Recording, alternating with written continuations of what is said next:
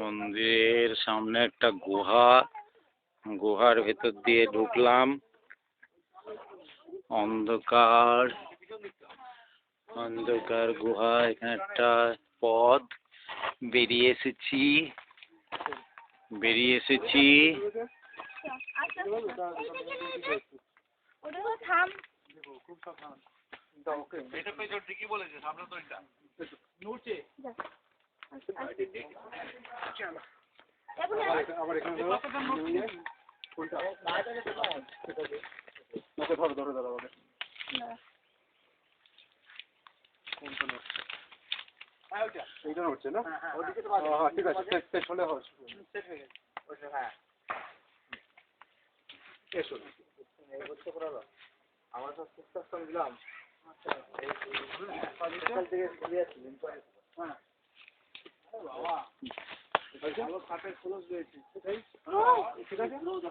অমিত, কোথায় গেলি রে?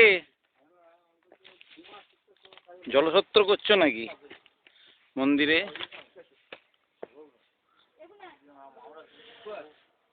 পুরনো ভাঙা আমরা মন্দিরের পেছন দিকে এসে গেছি। এই সেই গুহা রাস্তা, জঙ্গল হয়ে আছে।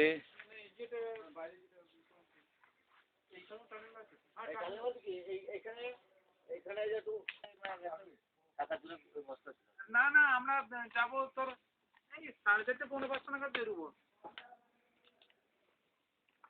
বাবা, এটা একদম রীতিমতো হলো জায়গা। হ্যাঁ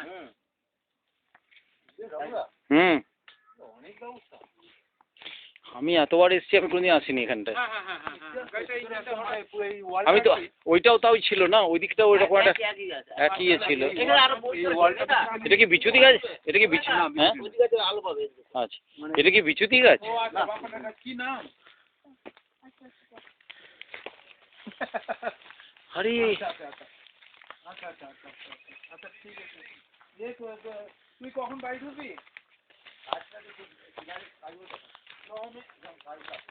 হ্যাঁ, নবমী বাজার তো।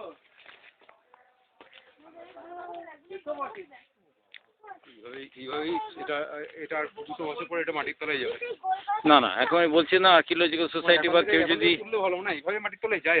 যায়। এইটা একটা ইতিহাসের মাঝখানে এসে দাঁড়িয়ে পড়েছে। রাম মন্দির কিন্তু বাংলায় বেশি নেই। সেইটাই আমি দেখছি তাই। এবং ঘেরা কি তুই দেখ, পুরো স্টাইল পুরো। তুই একটা দেখেছিস, 4টে কোণে 4টে মিনার রয়েছে।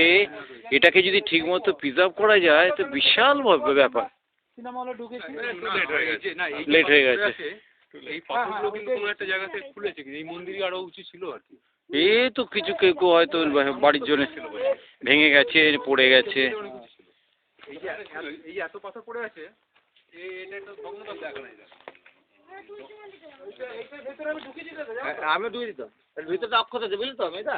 তাই এর ভিতরে সিলিংটাই অক্ষত আছে, যাবো না, এখন ঢোকাবো না। সাপ নেই তো? না, এখন ঢোকাবো না। ঢোকা যাবে, এখন ঢোকা যাবে না।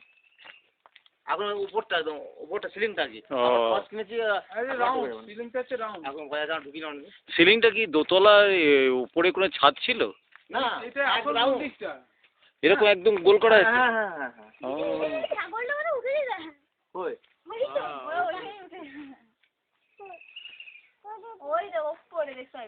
এইটা একটা ছাদের মতো আছে ধরো বুঝলে, এই ভেতরে ভেতরে এইটা মূল মন্দির।